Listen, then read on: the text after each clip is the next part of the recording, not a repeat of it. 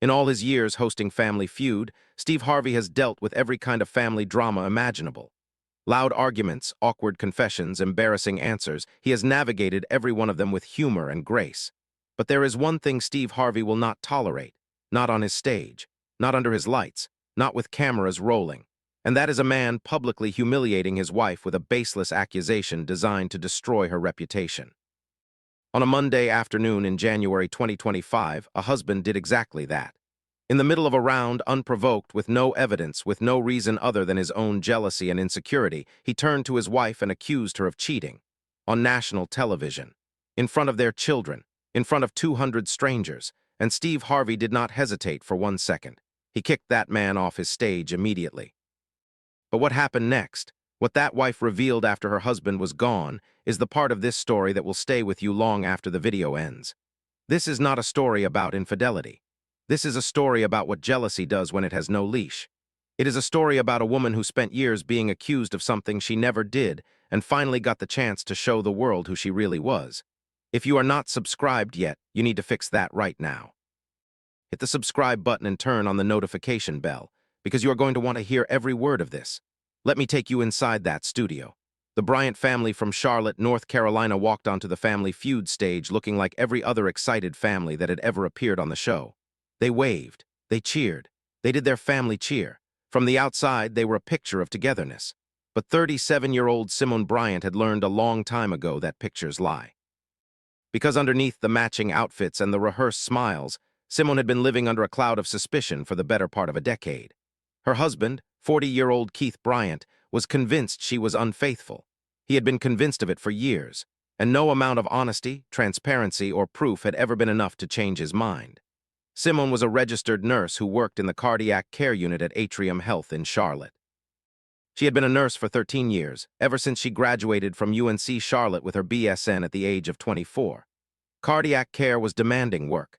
Her shifts were long, 12 hours on her feet, monitoring patients who had survived heart attacks, managing post-surgical recovery, responding to emergencies that required split-second decisions. She was good at her job, exceptionally good. She had been named the unit's Nurse of the Year twice. Her patients sent thank you cards that she kept in a shoebox under her bed because they reminded her, on the hardest days, why she had chosen this profession. Simone was also the kind of person who gave herself fully to the people around her. Outside of work, she volunteered at her church's food bank every other Saturday. She organized the neighborhood's annual back-to-school supply drive for families who could not afford to buy their children what they needed. She mentored 2 young nursing students through a program at her alma mater. She was, by every measure, a woman who spent her life serving others. And yet, in her own home, she was treated like a suspect. Keith Bryant was an HVAC technician who ran his own small business installing and repairing heating and cooling systems. He was a hard worker. He had built his company from nothing, starting with a used van and a set of borrowed tools, and over 12 years he had grown it into an operation with 3 employees and a steady client base. Keith provided well for his family. Nobody disputed that. But Keith also carried something inside him that no amount of professional success could fix. He was consumed by jealousy, not the ordinary, passing kind that most people experience. Deep, irrational, all-consuming kind that turns every late shift into evidence of betrayal, every male colleague into a threat, and every unanswered text message into proof of deception. It had started early in their marriage. Simone would come home from a 12-hour shift, exhausted and drained, and Keith would ask her who she had worked with that night, not how her shift went. Not whether she was okay, who she had worked with. If she mentioned a male doctor's name, Keith's mood would shift. He would get quiet. Cold, he would check her phone when she was in the shower. He would drive past the hospital during her shifts to make sure her car was in the parking lot. He had called her unit once, pretending to be a patient's family member just to verify that she was actually there. Over the years, the jealousy had intensified. Keith had accused Simone of cheating at least a dozen times. Each accusation was based on nothing. A text from a coworker about a shift swap. A doctor's name mentioned in a work story. Coming home 20 minutes late because of a patient emergency. Each time, Simone had calmly shown him the evidence that nothing was happening. She had opened her phone for him. She had explained the situation. She had done everything a person should never have to do to prove their own innocence. And each time, Keith would back down, apologize, and promise it would not happen again. And then it would happen again. Their 3 children stood on that stage with them. There was Isaiah, 15, the oldest. a sophomore who played football and who had developed a protective instinct toward his mother that was far beyond his years. He had started positioning himself between his parents during arguments, not physically, but emotionally, deflecting his father's accusations with logic and calm in a way that no teenager should have to do. Then there was Zoe, 12, a seventh grader who danced competitively and who had become quieter and more withdrawn over the past 2 years, as the accusations at home had gotten worse. And the youngest was Miles, 6, a first grader who loved dinosaurs and who did not understand why his daddy got so angry sometimes, but who had started sleeping with a nightlight because the arguments scared him. What Keith did not know, what nobody on that stage knew except Simone and her sister, was that Simone had been offered a promotion. 3 months before the taping, the hospital had asked her to become the assistant nurse manager of the cardiac care unit. It was a significant step up, more responsibility, better pay, a leadership role that recognized 13 years of excellence. Simone had not told Keith. She had not told him because the position required occasional evening meetings, periodic conferences, and the kind of professional flexibility that Simone knew Keith would interpret as opportunities for infidelity. She was hiding a career achievement because she was afraid her husband would turn it into an accusation. The offer was sitting in her email, unsigned, slowly approaching its deadline. The game began smoothly. The Bryants were matched against the Sullivan family from Nashville. Steve Harvey was in top form, working the crowd and keeping the energy high.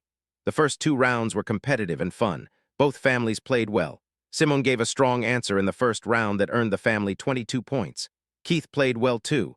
The children were enjoying themselves. Isaiah was charming the audience with his confidence.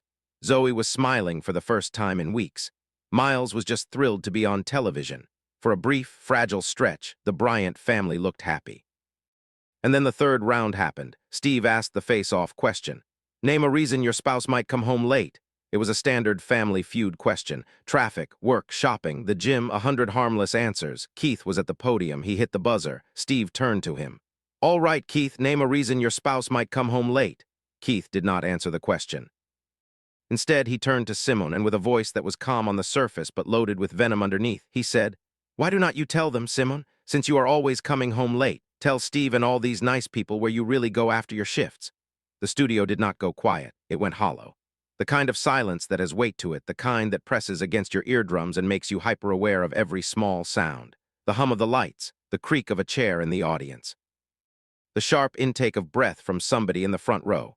Simone stood behind Keith in the family line, and the look on her face was not shock. It was not surprise. It was the tired, defeated expression of a woman who had heard this before, who had defended herself against this before, but who had never imagined he would do it here. Not on television, not in front of the children, not in front of the world. Steve Harvey's entire demeanor changed in an instant. The smile was gone. Playfulness was gone. What replaced it was something that the audience recognized immediately as controlled fury. Steve set down his card. He did not break eye contact with Keith. Sir, did you just accuse your wife of cheating? On my stage, on national television, in front of your 3 children? Keith doubled down. That is what jealousy does. It does not recognize boundaries. It does not understand consequences. It just keeps pushing. Steve, I am just saying what everybody at home is thinking. She works these long shifts. She comes home at all hours. A man has a right to ask questions. Steve shook his head slowly. No, sir, a man has a right to have a conversation with his wife, in private, with respect. What you just did was not a conversation. That was a public execution. You just tried to destroy your wife's reputation in front of millions of people without a shred of evidence. Keith started to respond, but Steve cut him off. Sir, I need you to leave my stage, right now. Keith looked stunned. Steve, you cannot just kick me off. This is a family game. Steve's voice dropped to a register that the audience had rarely heard. This is a family game, and what you just did is the most unfamily thing I have witnessed in 15 years of hosting this show. You accused your wife, the mother of your 3 children, of infidelity on national television, with no evidence, with no proof, with nothing but your own jealousy and insecurity. And you did it in front of your 6-year-old son, who is standing right there looking at his mother, wondering if what his daddy just said is true. Every camera in the studio found Miles. The 6-year-old was looking up at Simone with wide, confused eyes. His little hand was gripping her dress. Mama, he said, just one word, just her name, but it carried the weight of a child's entire world being shaken. Simone knelt down immediately, ignoring everything else happening around her, and took Miles's face in her hands. Baby, Mama is right here. Mama has always been right here. Everything is okay. She held him against her chest and looked up at Keith with an expression that was no longer tired or defeated. It was fierce, Something in Simone had shifted. Keith left the stage. He did not go quietly. He muttered something about being set up as a production assistant, guided him to a seat in the audience. The studio erupted in applause as he walked off, not celebratory applause, but the kind that says good riddance. Steve walked over to Simone. His voice was gentle now, completely different from the steel he had used with Keith. "Simone, I am sorry that happened to you on my stage. That should not have happened anywhere, but especially not here. Are you okay?" Simone stood up from her crouch beside Miles. She wiped her eyes, and then she did something that no one in the studio expected. She straightened her shoulders, looked Steve directly in the eyes, and said, "Mr. Harvey, I want to play. My family came here to play this game, and we are going to play it." The audience roared. Steve smiled for the first time since the incident. "Yes, ma'am, let us play." The game resumed with the Bryants playing as a team of 4. But before the next round started, Steve said, "Simone, I have a feeling there is more to your story than what just happened. If you want to share it, this stage is yours." It was an invitation, not a demand. Simone took it. She took a breath and spoke to the audience. "I have been a cardiac care nurse for 13 years. I work 12-hour shifts. I have saved lives. I have held the hands of people who were dying and helped bring them back. I come home exhausted, and instead of being asked how my night was, I am asked who I was with. I have been accused of cheating more times than I can count. There has never been anyone else, not once, not ever. I have been faithful to my marriage for 16 years, and I have been punished for it every single day." Isaiah stepped forward. The 15-year-old looked at the audience with eyes that were older than they should have been. "Mr. Harvey, my mother is the most loyal person I have ever known. She works doubles so we can have what we need. She volunteers on her days off. She has never missed one of my football games, not one. And every time she comes home from work, my father interrogates her. I have watched my mother prove her innocence over and over again for something she never did. She shows him her phone. She explains every minute of her shift, and it is never enough. It is never enough for him." Zoe spoke next. The 12-year-old dancer, the one who had become quieter over the past 2 years, found her voice on that stage. "I stopped inviting friends over because I was afraid Dad would start an argument while they were there. I stopped telling Mom about my dance recitals because every time she stays late for a performance, Dad thinks she went somewhere else. I'm 12 years old and I plan my life around my father's jealousy. That is not normal. I know it is not normal." Steve was visibly emotional. He turned to the audience. "Ladies and gentlemen, what you are witnessing right now is the damage that baseless jealousy does to a family, not just to the person being accused, to the children. To the 15-year-old who has become his mother's bodyguard, to the 12-year-old who has stopped living her life to avoid triggering her father's suspicion, to the 6-year-old who just heard his father accuse his mother of something terrible and does not even understand what it means." Then Simone made her revelation.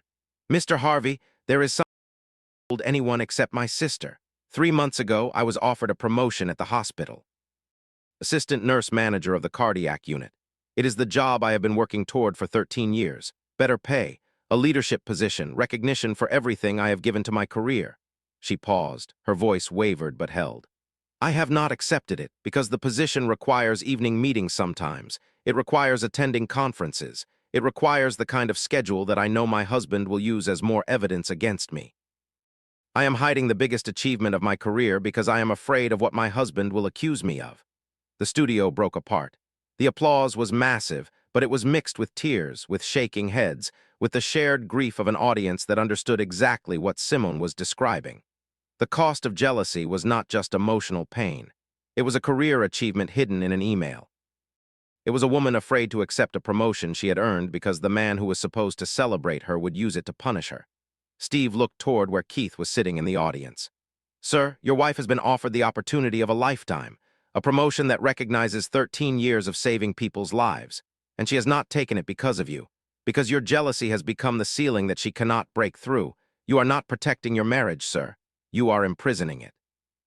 And you are imprisoning her." Keith was destroyed. From his seat in the audience, visible to every camera in the studio, the man who had walked onto that stage with suspicion and certainty was now sitting with his head in his hands, crying. The cameras held on him for a long moment, not cruelly but honestly. This was what the truth looked like when it finally arrived. The game resumed. Simone led her family through the remaining rounds with a ferocity that electrified the studio. Every answer she gave was sharp and decisive. The audience cheered for her like they were cheering for someone they loved. The Bryants won the game. Simone and Isaiah played fast money together, mother and son, the woman who had been accused and the boy who had been defending her for years. They scored 183 points and won $20,000, When the total flashed on the screen, Isaiah picked his mother up off the ground in a bear hug. Zoe rushed in. Miles wrapped himself around Simone's legs. It was the picture of a family that had been through fire and come out holding each other. Steve made an announcement. His foundation would provide Simone with a $15,000 professional development grant to support her transition into the nurse manager role. He also connected her with a women's leadership network in Charlotte that provided mentorship for women in healthcare leadership. "Simone, take the promotion," Steve said. "You have earned it with 13 years of saving lives. Do not let anyone's insecurity hold you back from what you deserve." When the episode aired 3 weeks later, the response was explosive. The clip of Keith's accusation and Steve's immediate removal went viral, surpassing 85 million views across platforms in the first week. But it was Simone's revelation about the hidden promotion that became the story's emotional core. The hashtag #TakeThePromotion trended globally for 6 days. Women across the country shared their own stories of career opportunities they had turned down, hidden, or delayed because of controlling or jealous partners.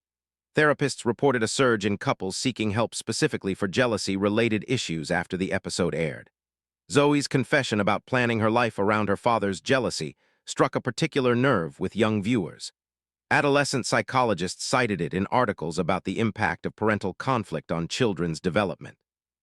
Her words, "I am 12 years old and I plan my life around my father's jealousy," became a widely shared statement about the invisible burden children carry in homes with controlling dynamics.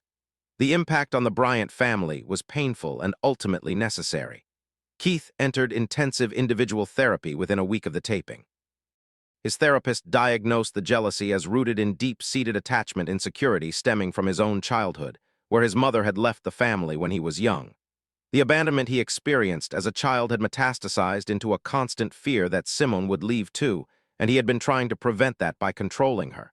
Understanding the origin did not excuse the behavior, but it gave Keith a framework for changing it. The therapy was grueling. Keith had to confront the reality that his jealousy had nearly cost him everything: his wife's trust, his children's respect, his daughter's childhood, his son's innocence. He had to sit with the fact that Simone had hidden a career achievement because she was more afraid of his reaction than she was of missing the opportunity of a lifetime. That single fact, the promotion hidden in an email, became the image that haunted Keith's recovery. It was the clearest, most concrete measure of how much damage he had done. Simone accepted the promotion 2 days after the taping. She did not ask Keith. She did not negotiate. She walked into the hospital, sat down with the nursing director, and signed the paperwork. When she came home and told Keith, he started to feel the familiar surge of questions rising in his throat. Where would the meetings be? Who would be at the conferences? Why did she need to be out in the evenings? He caught himself. He took a breath. And instead of interrogating her, he said 4 words he had never said before. "I am proud of you." Simone stared at him for a long moment. She did not cry. She did not celebrate. She simply nodded and said, "Thank you. That is all I ever needed to hear." Simone thrived in the new role. Within 3 months, she had implemented a new patient communication protocol that reduced post-discharge readmissions in her unit by 18%. Her supervisors called it one of the most impactful policy changes the department had seen in years. She was invited to present her work at a regional nursing conference, the kind of professional recognition that had been waiting for her on the other side of a jealousy she had finally stopped accommodating. She started a support group at her church called Not on Trial. It was designed for women living with jealous or controlling partners. The name came from a phrase Simone used in the group's first meeting. "I spent 10 years being treated like a defendant in a trial I never asked for. The evidence was always in my favor. The verdict was always guilty. Not on trial means choosing to stop defending yourself against accusations that were never real." The group filled up immediately and had a waiting list within a month. Women came from across Charlotte and the surrounding area, many of them having recognized their own lives in Simone's story. 6 months after the episode aired, Family Feud brought Simone back for a follow-up. She came with all 3 children. Keith was not on stage, but Simone said he was making progress. "He is in therapy every week. He has not checked my phone in 4 months. He asks me about my patients now instead of asking who I worked with. It is not perfect. But for the first time in our marriage, I do not feel like I am under investigation." Steve smiled. "That sounds like freedom, Simone." She nodded. It is. It is exactly what it is." Isaiah shared that he had started volunteering at a crisis center for families dealing with domestic conflict. He told Steve that watching his mother be accused on national television had shown him what he wanted to do with his life. "I want to help families, Mr. Harvey, families like mine." Families where one person's fear is hurting everyone else. Zoe said she had started inviting friends over again. She was dancing more, she was smiling more. And Miles, the little boy who had gripped his mother's dress and said, "Mama," in a voice that broke a nation's heart, ran up to Steve and handed him a drawing. It was a picture of his family, all five of them, standing together with a big yellow sun overhead. "That is us," Miles said, "when nobody is mad." Steve held the drawing and had to turn away from the camera. Steve closed the segment with words that carried everything. "6 months ago, a man accused his wife of cheating on my stage. No evidence, no reason, just jealousy, and I kicked him off. But the real story was never about what he did. It was about what she had been hiding, not an affair, a promotion, a career achievement. The recognition of 13 years of saving lives, hidden in an email because the woman who earned it was more afraid of her husband's jealousy than she was of missing the opportunity of a lifetime. Let that sit with you. If you are watching this and you are the jealous one, look at what it costs. It costs your wife her career. It costs your daughter her childhood. It costs your son his innocence. And it costs you